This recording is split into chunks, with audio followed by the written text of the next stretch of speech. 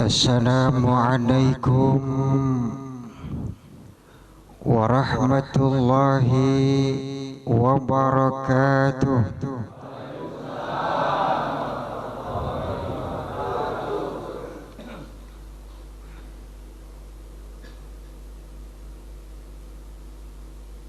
Innal hamdalillah nahmaduhu wa nasta'inuhu wa nastaghfiruh wa na'udzu billahi min syururi anfusina wa min sayyiati a'malina. May yahdihillah fala mudilla lahu wa may yudlil fala hadiya lahu. Wa ashhadu an la ilaha illallah wahdahu la syarika lahu wa ashhadu anna Muhammadan abduhu wa rasuluh.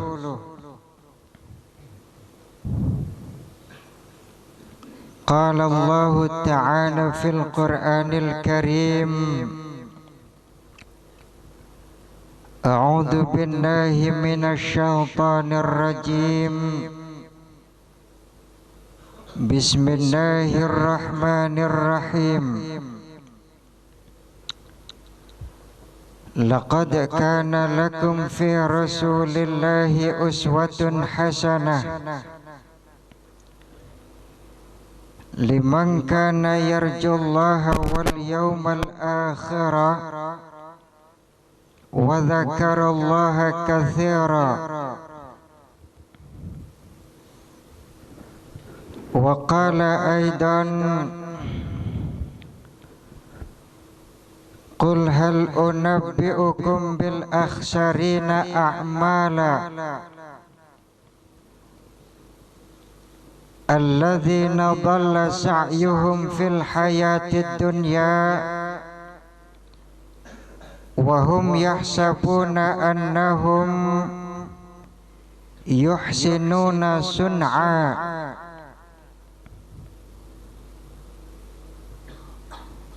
Qala an-nabiyyu sallallahu alaihi wasallam,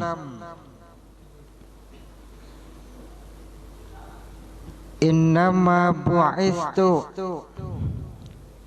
liutammima makarimal akhlaq. Wa qala aidan at-tawadu'u min akhlaqil anbiya wat-takabbur min akhlaqil kuffar wal fara'inah. Al-hadith au kama qal amma ba'du.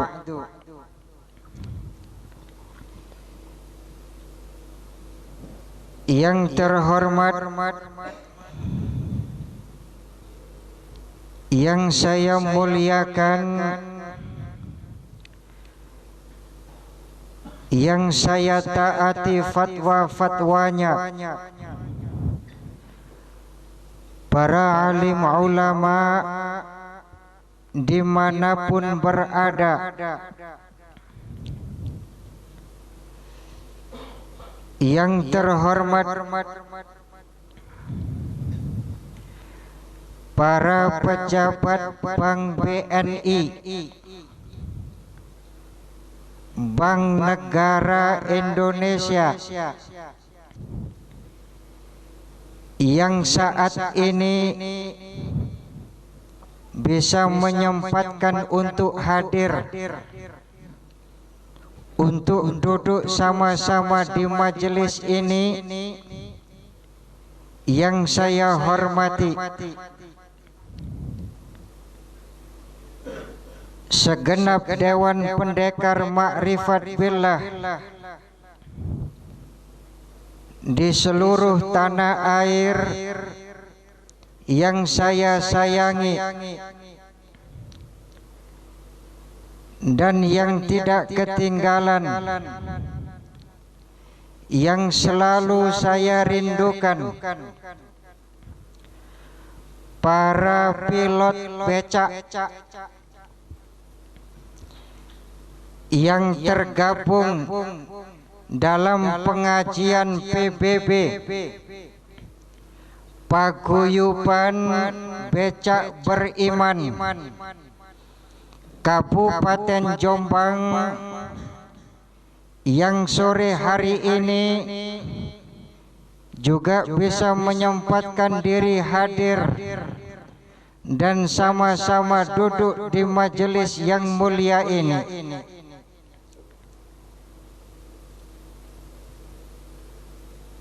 Ma'asyiral muslimin rahimakumullah.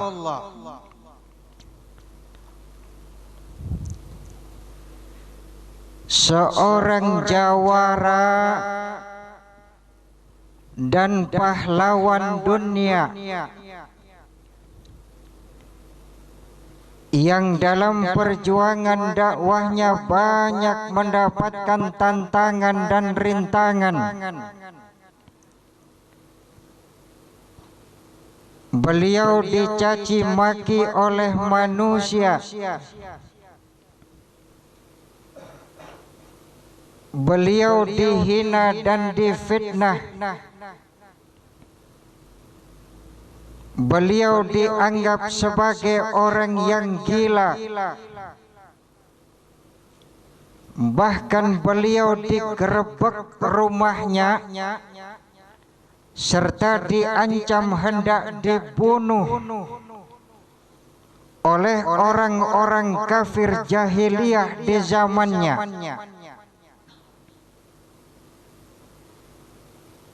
Akan tetapi karena kegigihan dan istiqomahnya beliau dalam perjuangan dakwahnya, maka Allah Azza wa Jalla memberikan kemenangan kepadanya, sehingga dengan izin Allah Azza wa Jalla beliau mampu merubah zaman jahiliyah menjadi zaman yang bermakna.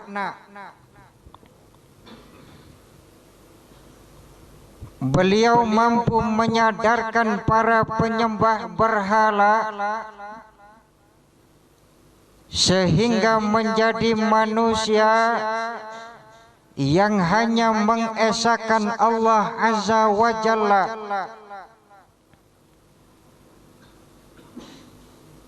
Beliau mampu menginsafkan orang-orang kafir yang mokong dan durhaka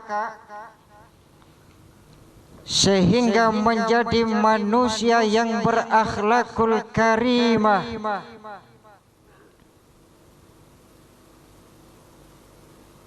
Siapakah beliau?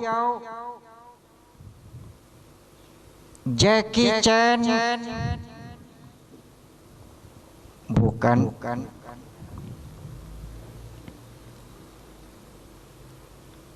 Jet Li? Bukan. Bruce Lee? Bukan. Supali? Tambah bukan.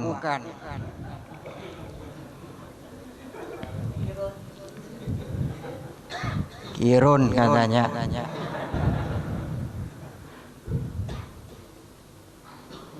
Lantas siapa?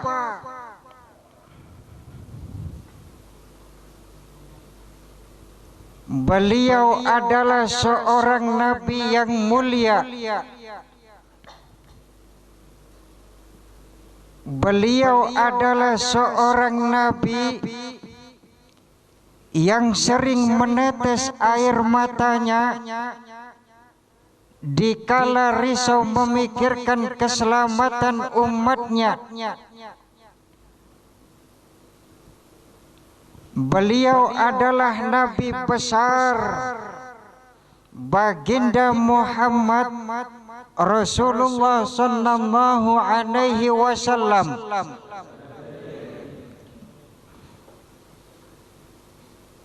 Beliau lahir di Makkah. Beliau dilahirkan ketika menjelang fajar. Beliau lahir pada hari Senin. Beliau dilahirkan pada tanggal 12 Rabiul Awal tahun 571 Masehi. Sewaktu beliau masih kecil, dikala itu umur beliau baru saja menginjak 4 tahun, pernah suatu ketika dikala beliau sedang bermain-main dengan temannya, yakni dengan putranya Halimatus Sa'diyah,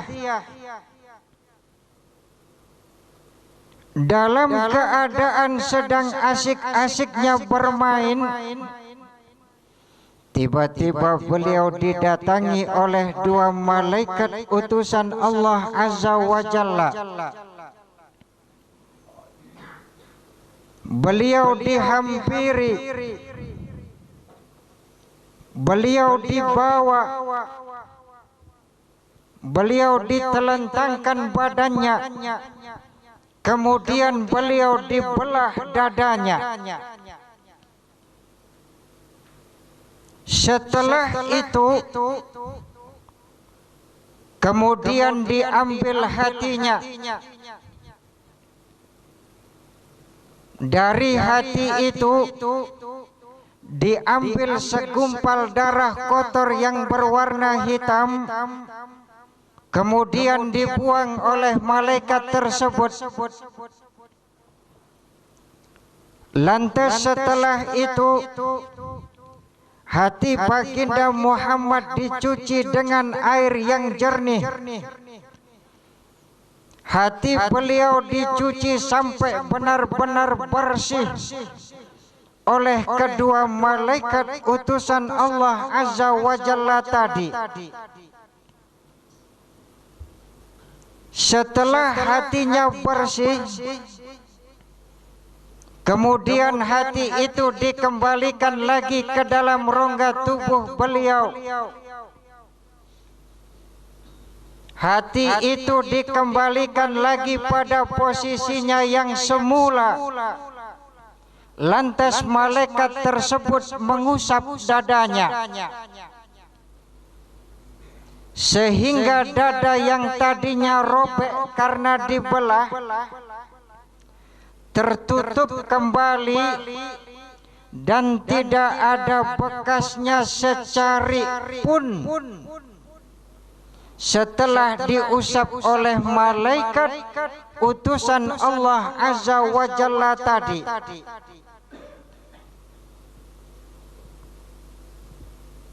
Setelah dada Baginda Muhammad tertutup tanpa meninggalkan bekas luka, tanpa meninggalkan goresan, tanpa meninggalkan bekas secari pun, tertutup dadanya kembali seperti semula. Kemudian kedua malaikat tersebut meninggalkan Baginda Muhammad. Dan setelah beberapa langkah ke depan, tiba-tiba kedua malaikat tersebut hilang dari pandangan.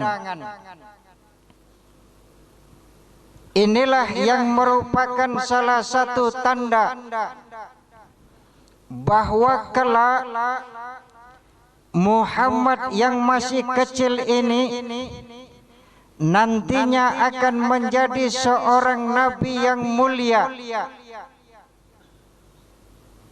beliau akan menjadi hamba yang paling bertakwa. Beliau akan menjadi penutup para nabi dan rasul. Dari sekian banyaknya nabi dan rasul yang telah diangkat oleh Allah Azza wa Jalla. Hadirin, setelah baginda Muhammad melewati masa kanak-kanak, yang kemudian juga melewati masa remaja, lantas beranjak menjadi manusia yang dewasa, maka semakin tampaklah ketampanannya, semakin tampak kejujurannya, semakin tampak kebagusan budi pekertinya. Dan setelah beliau dewasa dan juga setelah beliau diangkat menjadi seorang nabi oleh Allah Azza wa Jalla, barulah beliau gencar dalam melaksanakan tugas dakwahnya. Syiar Islam yang dimulai dengan dakwah secara sembunyi-sembunyi, yang kemudian berkelanjutan dengan dakwah secara terang-terangan. Allah Azza wa Jalla berfirman kepada baginda Muhammad sebagaimana yang tertera di dalam Al-Qur'anul Karim pada surat Al-Muddathir.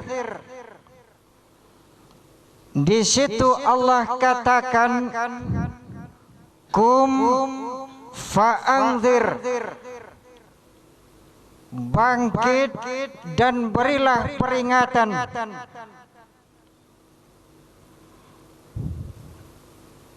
Lantas pada surat Al-Ahzab pada ayat yang ke-45, Allah Azza wa Jalla mengatakan dalam firman-Nya, "Ya ayyuhan nabiyyu, inna arsalnaka syahidan wa mubasysyiran wa nadhira." Wahai Nabi, sesungguhnya kami ini mengutus kamu itu sebagai saksi, sebagai penyampai berita gembira, dan juga sebagai pemberi peringatan.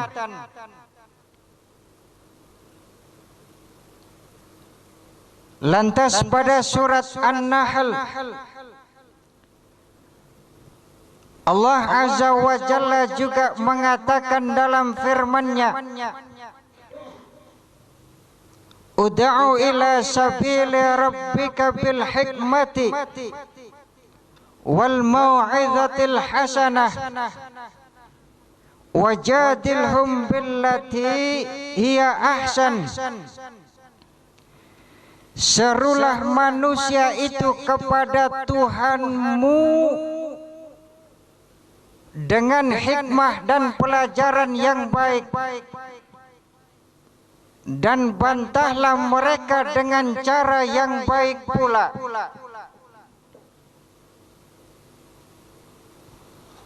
Baginda Muhammad dalam melaksanakan tugas dakwahnya ini beliau tanpa pernah berleha-leha, tanpa pernah berfoya-foya, tanpa pernah berpesta pora, tanpa pernah ambil keuntungan harta, tanpa pernah pasang tarif dan biaya, tanpa pernah terima amplopan-amplopan yang berisi harta dunia. Makanya saya sebagai guru besar di sini itu sangat-sangat tidak setuju kalau ada kiai, ustadz, dai yang ceramah pakai pasang tarif dan biaya. Setuju? Setuju? Saya jauh lebih senang kalau melihat seorang kiai, kalau melihat seorang ustadz, kalau melihat seorang dai yang dikala mereka ceramah dia laksanakan dengan penuh keikhlasan dan tanpa terima amplopan-amplopan yang berisi harta dunia. Setuju? Setuju? Anjen gak iso nyangoni.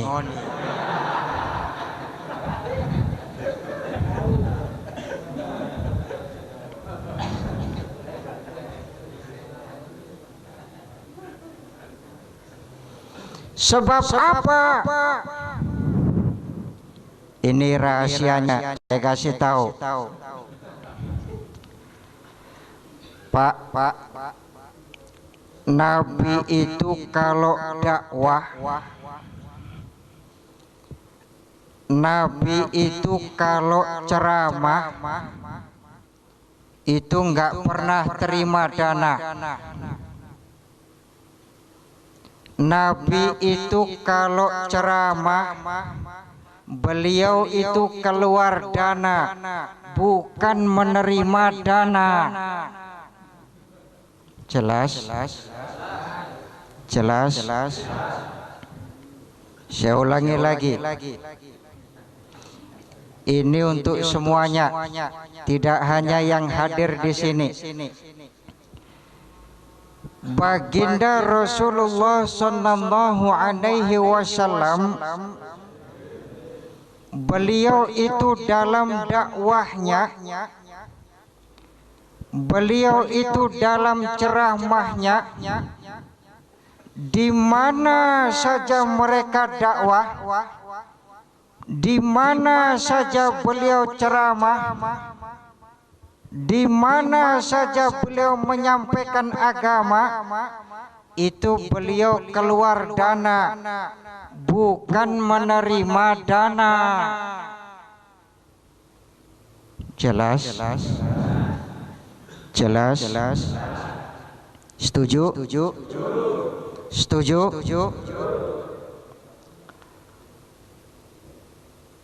Hadirin, Baginda Muhammad sallallahu alaihi wasallam, beliau dalam melaksanakan tugas besar dakwahnya ini,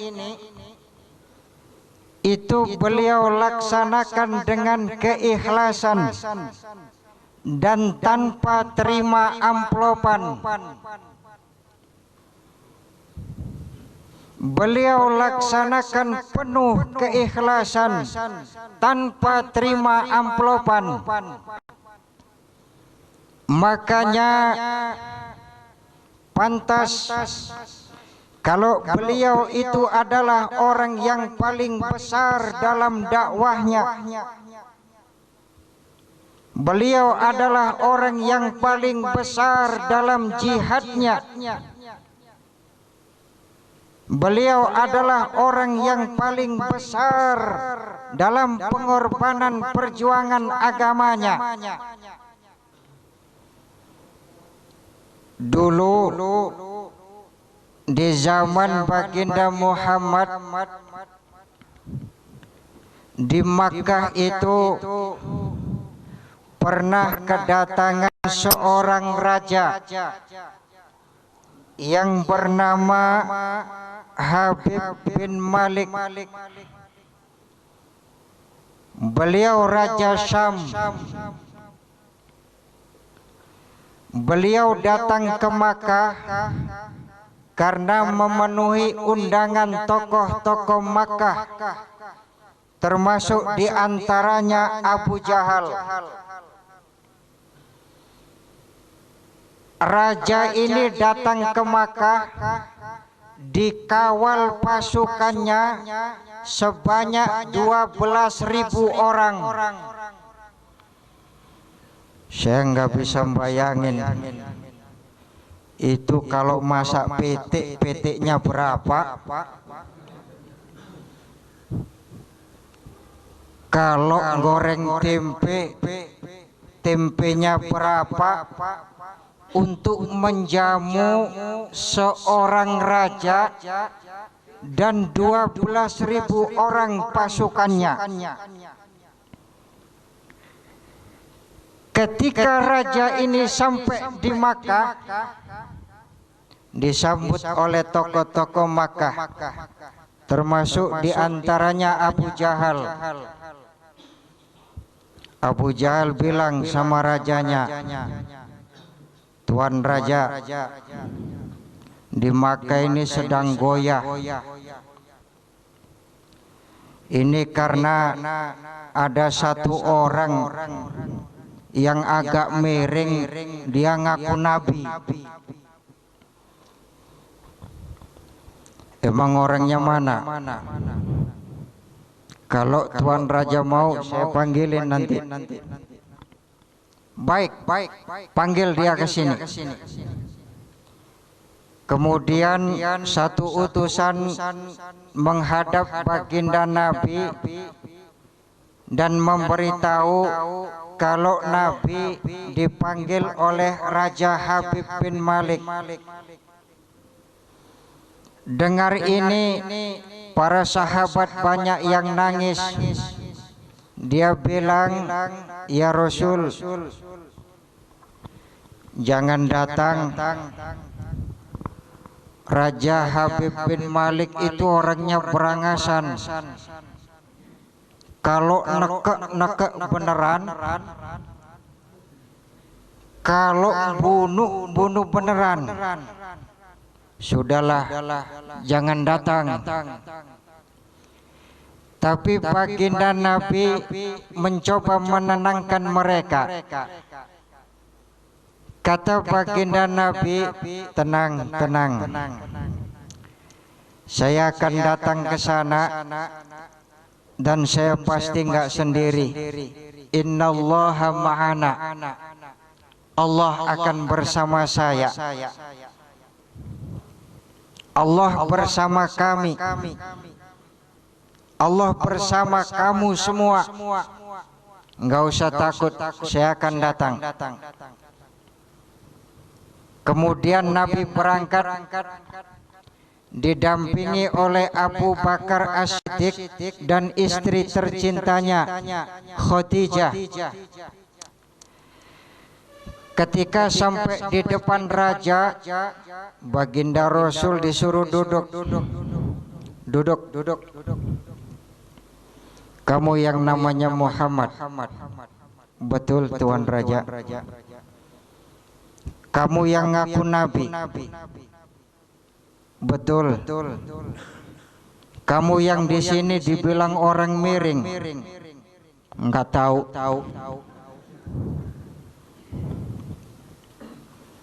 "Kalau kamu ngaku nabi, mestinya kamu tahu setiap nabi itu kan punya keistimewaan. Setiap nabi itu punya kelebihan. Terus kelebihan kamu apa?" Kata baginda Nabi, "Tuan Raja, Lah sampean mau apa? Sampean mau apa katanya? Kamu nantang saya? Enggak, maksud saya Tuan Raja itu mau apa? Baik, kita duduk sama-sama. Tunjukkan kelebihanmu kepada saya. Tunjukkan keistimewaanmu kepada saya. Saya ingin, itu kan ada matahari. Saya ingin matahari itu tenggelam, kemudian keluar bulan. Setelah itu bulan turun di hadapanmu, masuk ke dalam jubahmu, dan sebelum masuk bulan itu terbelah jadi dua. Setelah terbelah dua, kedua-duanya masuk ke dalam jubahmu. Setelah itu kemudian pecahan bulan itu, yang satu keluar lewat lengan tanganmu, yang sebelah kanan, yang satunya lagi keluar lewat lengan bajumu yang sebelah kiri. Lantas setelah itu, setelah sama-sama keluar, bulan itu bersatu lagi. Kemudian bulan itu ada di atas kepalamu dan bersaksi akan kenabianmu. Ini mintanya nggak tanggung-tanggung.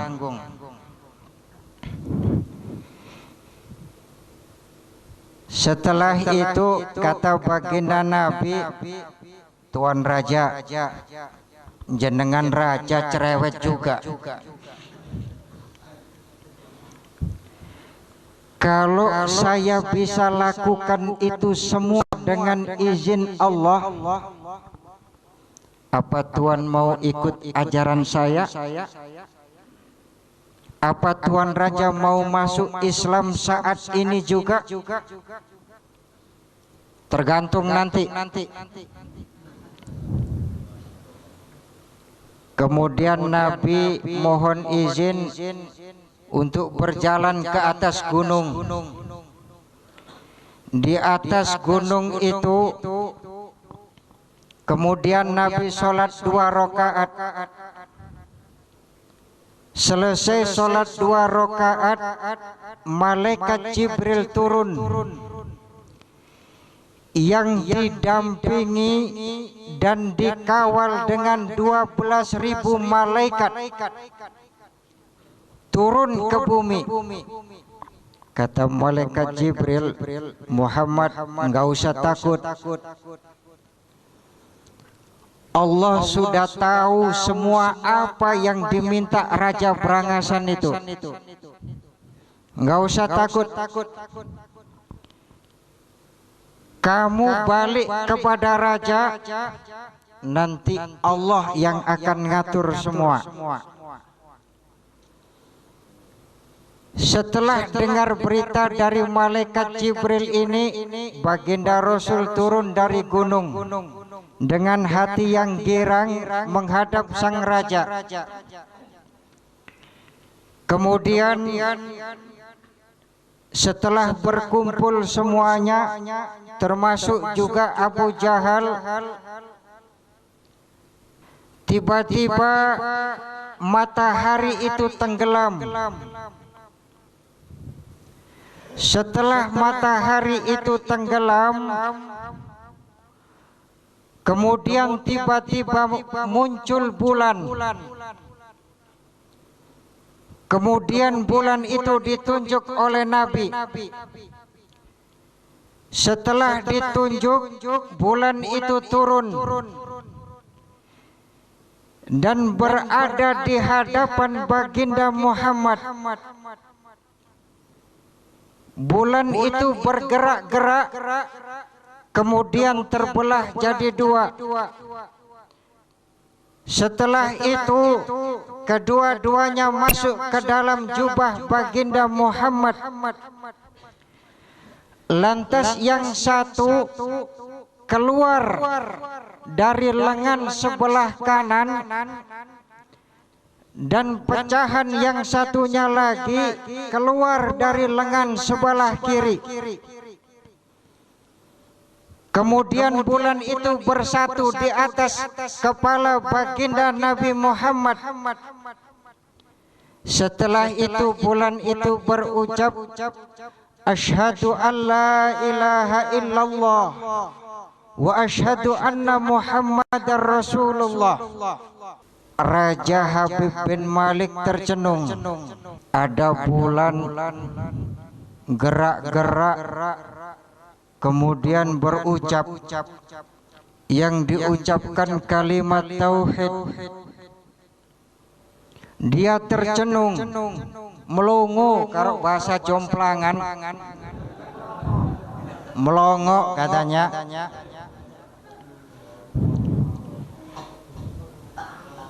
Setelah itu raja bilang, Muhammad, tinggal satu permintaan saya.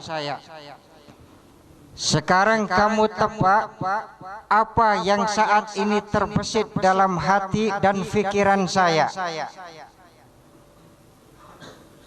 Kata baginda Nabi, Tuan Raja,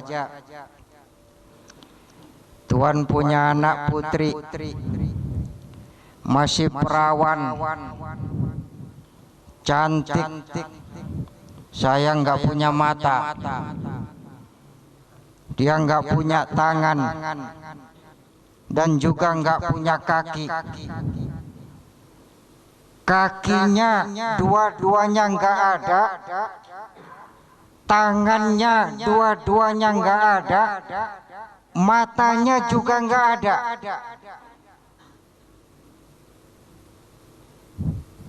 Saat ini kata baginda Nabi, Allah Azza wa Jalla, Tuhan yang Esa, telah mengembalikan semuanya.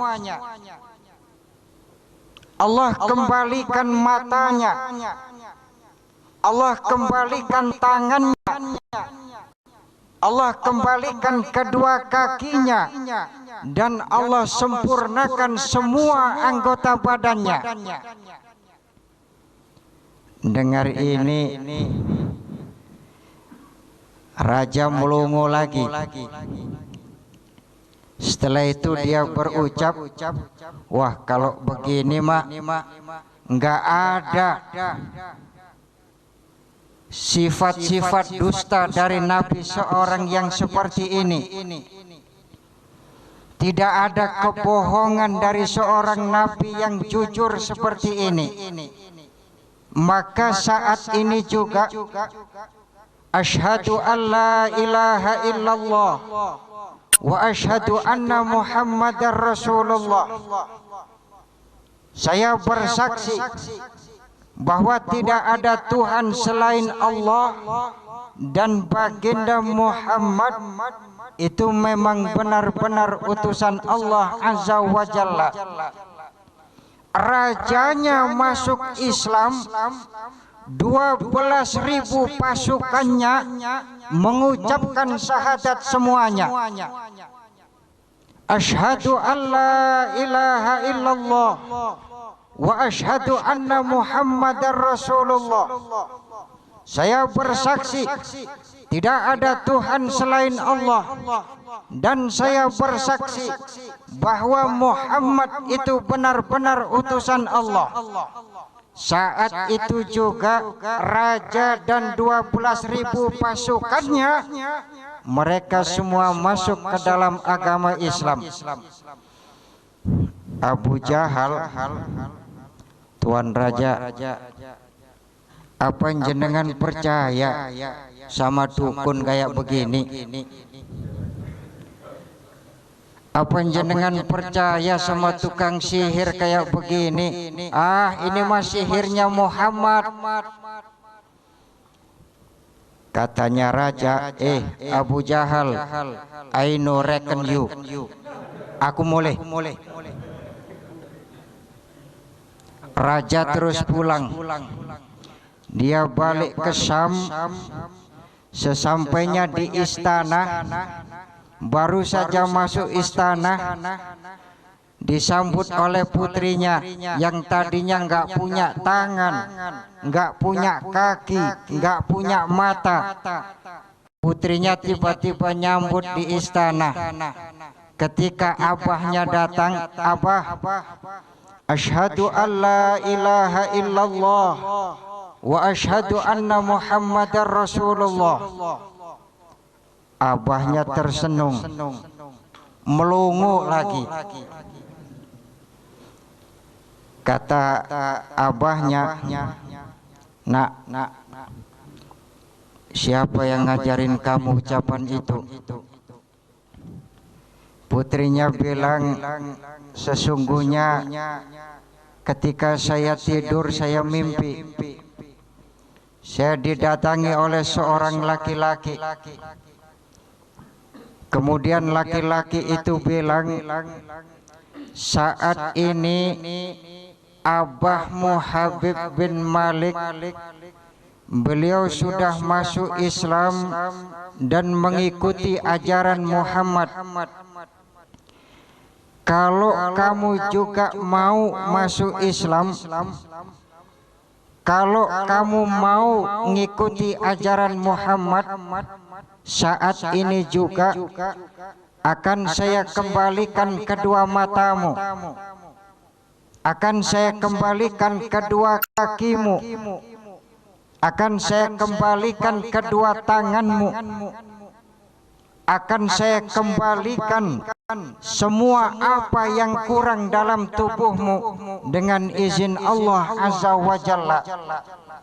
Maka dalam mimpi itu sang putri mengucapkan 2 kalimat syahadat. Kemudian disempurnakan lagi ketika abahnya datang dan memasuki istana. Setelah itu semua keluarganya masuk Islam, pasukannya masuk Islam. Sang raja mikir, ini Muhammad tak kasih apa ya? Dia sudah nunjukkan saya jalan yang benar. Dia sudah nunjukkan pasukan saya jalan yang benar. Dan Tuhannya sudah mengembalikan semua anggota tubuh putri saya yang tidak ada. Mengembalikan tangannya, mengembalikan kakinya, mengembalikan kedua matanya. Saya kasih apa ini Muhammad? Kalau saya kasih amplop, ya kalau mau. Kalau saya nggak ngasih apa-apa kok kayak nggak tahu diri saya ini. Ah, sudahlah. Di istana ini kan banyak emas-emasan, banyak perhiasan, banyak perak, banyak kain. Udahlah. Itu aja hadiah untuk Muhammad. Kemudian raja menyiapkan 5 ekor unta. Yang unta itu semua bermuatan emas, perak, dan juga kain yang bagus. Diantar ke Makkah. Di tengah jalan dihadang sama Abu Jahal, sampai akhirnya terjadi perkelahian. Karena Abu Jahal mikirnya namanya orang serakah, oh ini bukan hadiah untuk Muhammad, ini untuk saya. Yang utusan raja bilang ini hadiah untuk Muhammad, bukan untuk kamu, monyong.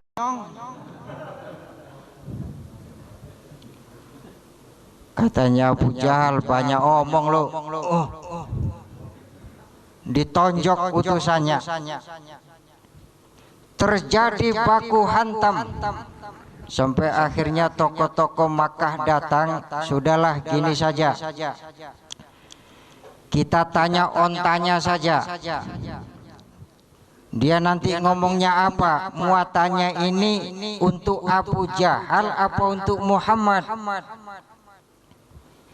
Abu Jahal geriming-geriming. Entar onta ditanya, ya kalau ngomong saya, kalau enggak saya yang malu. Kita tangguhkan besok pagi. Saya mau menghadap Tuhan saya dulu. Ditangguhkan besoknya. Malam itu Abu Jahal menghadap Tuhannya, menghadap Latta, menghadap Uzza. Dia bilang, Tuhan, ini onta kan nggak bisa ngomong, tapi kamu juga nggak bisa ngomong. Saya juga bingung, tapi tolonglah besok ini ketika onta ditanya gimana caranya, biar onta itu bilang bahwa hadiah yang dia bawa itu untuk saya dan bukan untuk Muhammad. Sampai tiba hari besoknya, semua tokoh-tokoh Makkah berkumpul, termasuk baginda Muhammad juga ikut berkumpul. Dari pagi Abu Jahal diubengin itu onta. Kata Abu Jahal, onta, coba kamu ngomong, kamu ini muatanmu itu untuk siapa? Coba kamu ngomong. Ontanya diam, gak mau ngomong. Kata Abu Jahal, nasib. Udah ngiterin capek-capek, gak mau ngomong juga.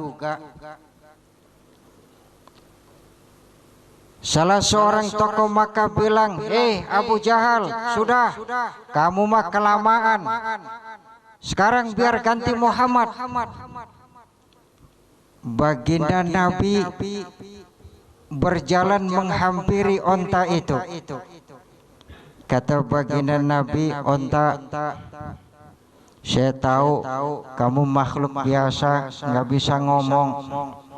Tapi kalau Allah kehendak, nggak ada yang bisa menghalangi. Coba kamu bilang, muatan kamu ini dihadiahkan untuk siapa? Satu onta berdiri. Kemudian dia bilang yang intinya bahwa muatan yang ada di badan kami ini oleh Raja Habib bin Malik semua dihadiahkan untuk Nabi Muhammad. Ketika onta berkata seperti ini, kemudian oleh baginda Nabi onta itu dipegang, diajak naik ke gunung Abu Qubais, diajak naik ke gunung semuanya, bukan dijadikan tumbal kayak Mbak Marijan. Diajak naik. Sesampainya di atas, semua emas-emasan, semua perak, semua kain yang dibawa oleh onta itu diturunkan oleh Nabi Muhammad dan ditumpuk di atas tanah. Setelah itu baginda Rasul bilang, semua perhiasan apapun bentukmu saat ini juga ratalah kamu dengan tanah. Maka saat itu juga semua perhiasan emas, perak, kain yang bagus semua rata dengan tanah dan sampai sekarang jadi tanah. Ini contoh yang diberikan oleh baginda Rasul dalam dakwahnya. Tidak hanya diberi amplop, diberi emas-emasan, diberi perak, tidak dimasukkan kantong sendiri karena khawatir nanti terpengaruh oleh dunia, dibawa ke atas gunung supaya rata dengan tanah. Ini sebenarnya contoh buat kita, terutama kiai, ustadz, dai yang biasanya ceramah. Jangan dibiasakan pasang-pasang tarif dan biaya. Jangan dibiasakan terima amplopan yang berisi harta dunia. Nabi saja enggak mau. Malah Nabi doa supaya diratakan jadi tanah. Pak, kalau kita dikasih amplopan terus kita nolak, itu kan sama dengan nolak rizki. Nolak rizki kan enggak baik. Itu saat ini yang muncul dari ustadz-ustadz amplopan sekarang ini. Kita kan bisa bagaimana supaya itu tidak dalam kategori menolak rezeki. Ketika dikasih amplop, ngaten, niat baik jenengan ngasih amplop ini saya terima, dan mudah-mudahan niat baik jenengan ini juga diterima oleh Allah Azza wa Jalla. Dan hakikatnya amplop ini saya terima. Saya enggak nolak rizki. Nolak rizki itu juga enggak baik. Hakikatnya saya terima. Tapi karena saat ini saya sudah banyak dicukupi oleh Allah, maka pesan saya, berikan saja amplop ini pada fakir miskin atau anak-anak yatim. Enak enggak? Enak enggak? Berikan anak yatim, berikan fakir miskin, mereka lebih membutuhkan. Sekarang ini Pak, kalau kita amati, enggak ada kiai melarat. Betul? Enggak ada kiai melarat.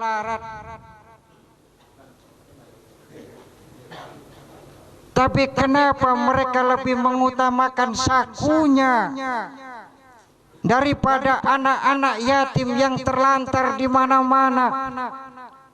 Fakir miskin yang sehari makan, sehari tidak. Harusnya itu lebih difikirkan daripada memikirkan ketebalan sakunya. Jelas? Nolak rezeki enggak? Nolak rezeki enggak? Nolak rezeki enggak?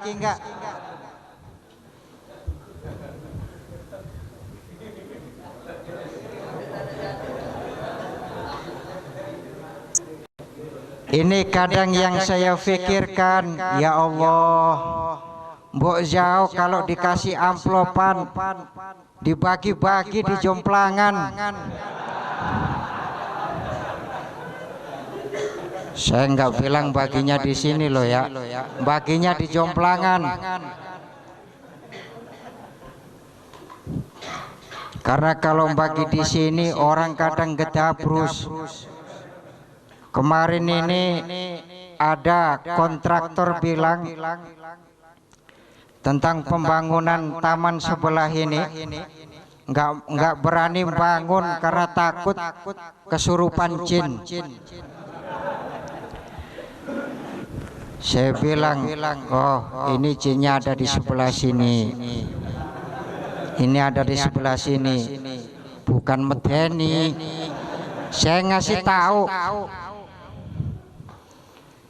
Jadi kalau bangun seperti ini, nanti yang ini jangan diotak-atik.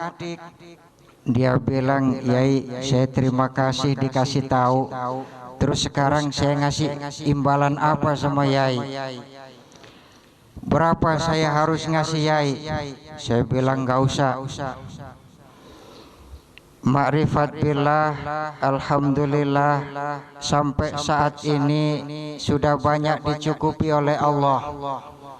Kalau mau sedekah, berikan pada fakir miskin atau anak-anak yatim.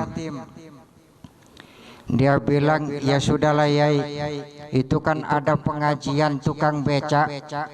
Nanti saya tak datang, saya tak bagi-bagi duit di Masjid Ma'rifat Billah.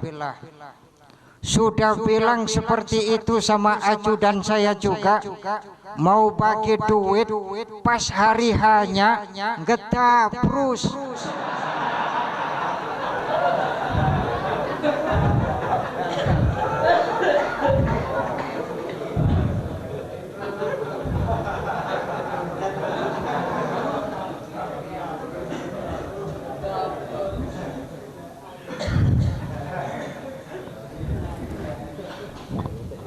Coba saking bingungnya, taman gak jadi taman, banding motor dipasang di situ. Botol kerating deng dipasang. Betul, betul. Ini namanya taman bingung.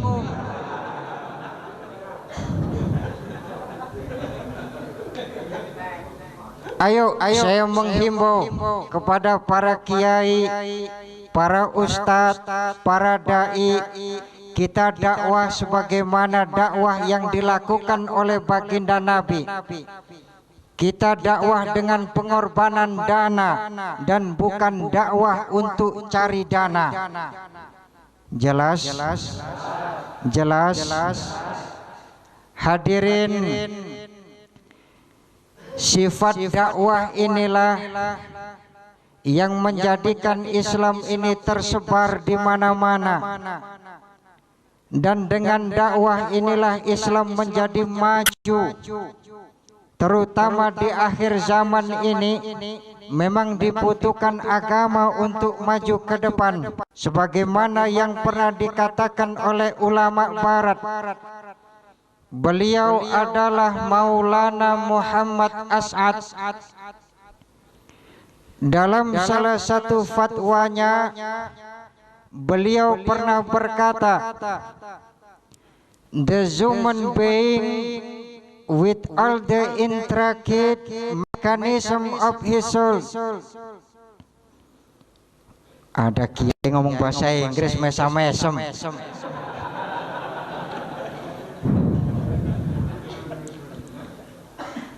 With all his desires and faith, his feeling and his uncertainties,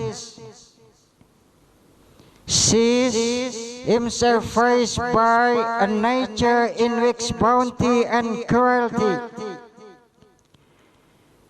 danger and security are mixed in a wondrous inexplicable way. And apparently work on lines entirely different from methods and structure of the human mind. Never as purely intellectual philosophy or experimental science been able to solve this conflict. This exactly is the point where origin steps in. Jelas? Jelas?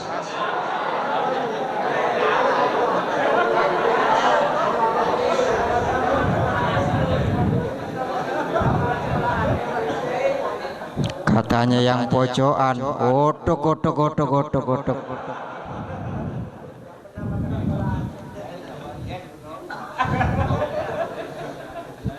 Manusia dengan segala mekanisme jiwanya yang rumit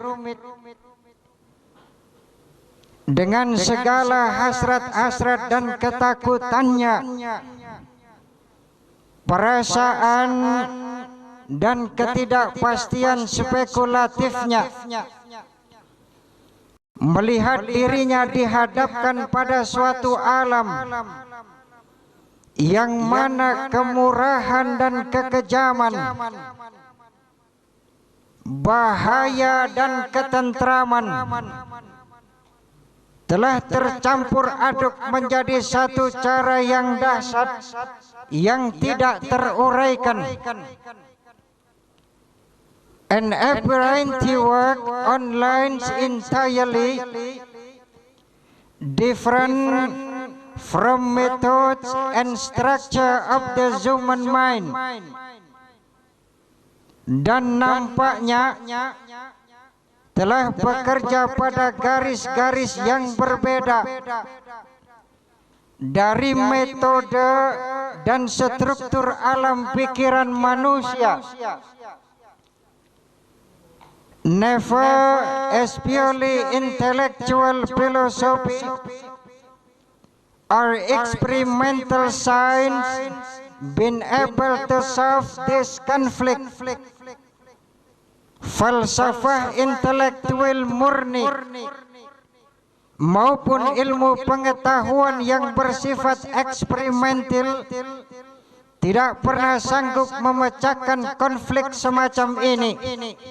This exactly is the point where religion steps in. Inilah justru saat-saat yang paling tepat yang mana agama harus melangkah ke depan. Maka untuk majunya agama, agar agama selalu di depan untuk mengatur tata kehidupan manusia, untuk mengatur tata negara, agar agama ini selalu di depan, maka sifat Nabi yang mulia ini harus senantiasa diamalkan. Apa sifat Nabi? Dakwah. Apa sifat Nabi? Menegakkan yang ma'ruf dan mencegah yang munkar. Allah Azza wa Jalla berfirman, "Wal takum minkum ummatun yad'una ilal khair wa ya'muruna bil ma'ruf wa yanhauna 'anil munkar wa ulaika humul muflihun." Hendaklah ada di antara kalian segolongan manusia yang menyeru kepada kebajikan, menyuruh kepada yang ma'ruf, mencegah dari yang munkar. Wa ulaika humul muflihun, dan mereka itulah orang-orang yang beruntung. Beruntung di dunia, lebih-lebih beruntung nanti di akhiratnya Allah Azza wa Jalla. Ini dululah yang saya sampaikan pada pertemuan kali ini. Mudah-mudahan ada guna dan manfaatnya. Terakhir kalinya, mari sama-sama kita kumandangkan kalimat tauhid. Mudah-mudahan kalimat yang mulia ini dari hari ke hari semakin menyatu dalam hati dan jiwa kita. Nanti saya duluan, baru jenengan semuanya mengikutinya.